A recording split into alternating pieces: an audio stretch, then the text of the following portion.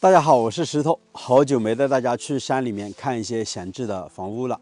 那今天我要带大家去我们老家不远处的一个地方，看一栋闲置的三合院。这栋房子的主人家常年在外地打工，在马路那边也新建了房子，所以这栋房子目前是处于一个闲置的状态。他以前建这栋房子的目的，据说呢是为了在房子的周边开发一些农业的项目，但是整个市场不景气，没有做好，所以房屋就闲置了下来。刚刚我看了一下，整栋房子的结构倒是挺不错的。那此行的目的，第一想看一下这栋房屋结构，然后再看一下房屋周边的环境，最后我们再找到主人家，看能不能以一个比较合适的价格把这栋房子给买下来。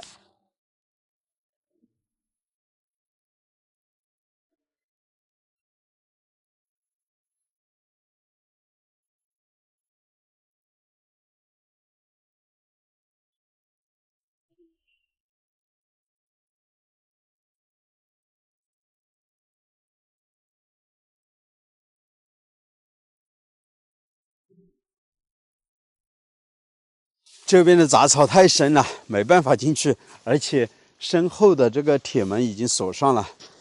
拿无人机拍给大家看。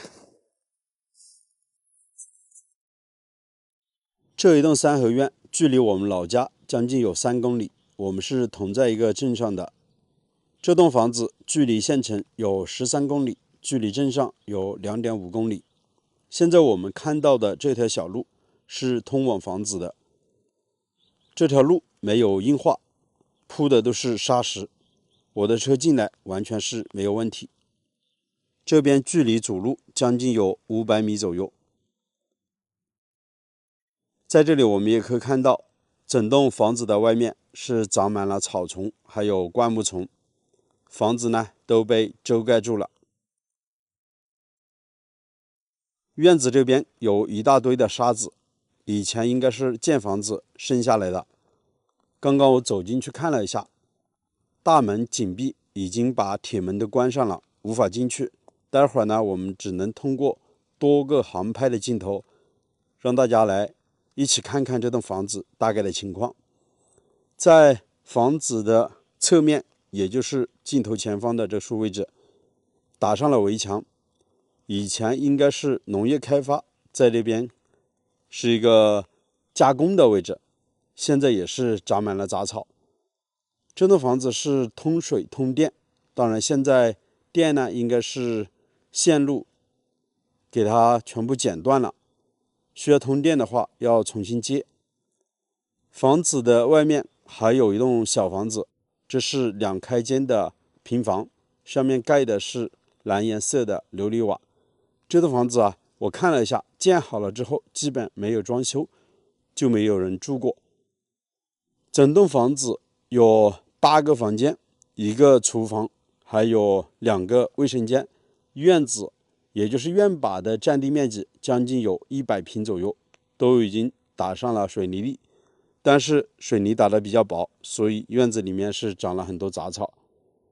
在房子的背后将近有200-300米远，我们通过航拍的镜头可以看到有很多类似于大棚的，实际上那边是一个蔬菜基地，在那边是有个农业园，目前正在有人在那边做一些农业的开发。以前这栋房子的主人家在这边建房子的目的，他也是想做一些农业的项目。还有房子的外面有一处小山塘，应该以前这边是用来蓄水的，不知道这处山塘是这户主人家的还是村上的。如果是村里面的小山塘也是可以租的。这栋房子周边的土地都是当地老百姓家的，将近有4到500亩左右。这边租地的价格也不贵，每年1亩的租金将近是到500左右。整个这一块呢比较平坦，不像其他地方山比较多。这块的土质也算是比较好的，主要是距离县城比较近，距离大马路呢也就几百米，做些农业开发还是很不错的。当然要找到合适的一些投资。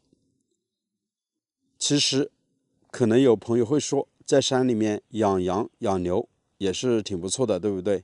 确实如此，我们可以看到房子的背后就是大山了，养这些羊牛都可以往山里面放，都是散养的。在房子的旁边有块很大的空地，这边都打上了围墙，并且这边是做了铁门，都锁上了，现在也是没办法进去。我在想，在这个位置养鸡养鸭也是非常不错的。那我们可以看到这栋房子整体的结构还是挺不错的，这是一栋三合院的房子，两边的厢房和主屋是相同的高度，上面盖的都是琉璃瓦，每个房间有单独的房门，总共有8个房间，一个餐厅加上2个卫生间。整个院子里面利用率还是比较高的，如果有亲朋好友到这边来小住，还是可以接纳的。这栋房子最吸引我的地方是独门独院，距离邻居家是非常远，将近有400到500米左右。住在这边是非常安静的，根本上不用担心有外面的人来打扰自己的生活。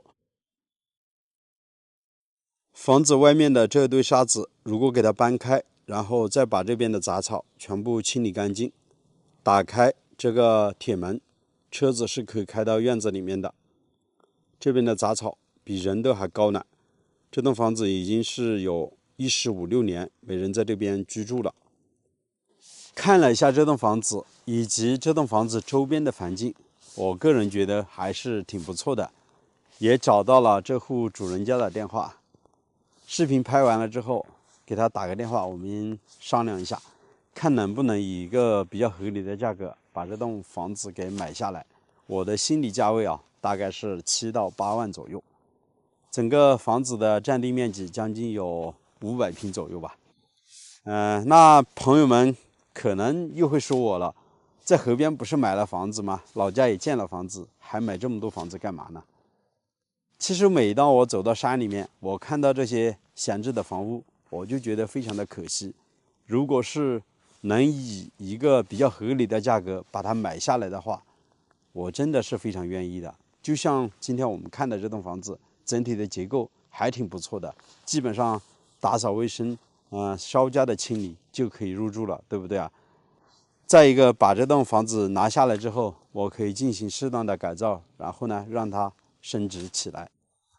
好了，我们会持续的走到山里面，给大家分享更多的闲置农房，也欢迎大家在评论区多多的留言和我互动，好不好？那这期视频就拍到这里，喜欢石头的请记得点个订阅，我们下期再见，拜拜。